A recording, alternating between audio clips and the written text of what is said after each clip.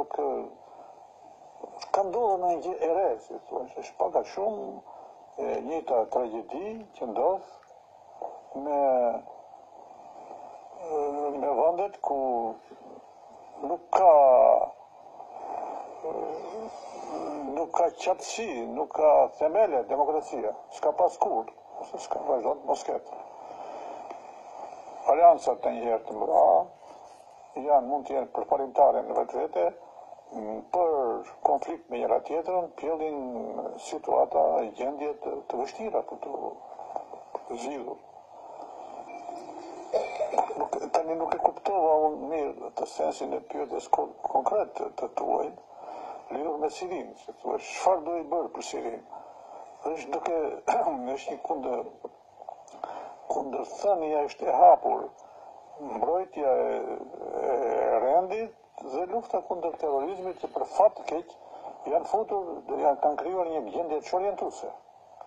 Sepse her pas here terrorizmi bën aleancë me atë që është opozit. Dhe nuk është e lehtë shkoqitje e kësaj pune, këtu është krijuar gjithë problemi. Dhe unë e shoh të vështirë zgjidhjen, po zgjidhja do të ketë se s'bën. Zgjidhja mund të jetë shumë e dhimbshme, shumë problematike, të krijojë konflikte të reja. Këto ditë tani që flasim ne, është një zhvillim.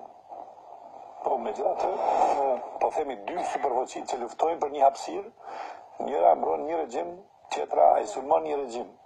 Dhe viktimat janë fëmijët, dhe nuk janë të pak, kanë vdekur mbi 600.000 deri më tash në Siri, ose në gjitha ato regione. Kjo është megjithatë pamëshirësia e pafundme që e atakon njeriu për shkak të luftës së dytmëdhënë.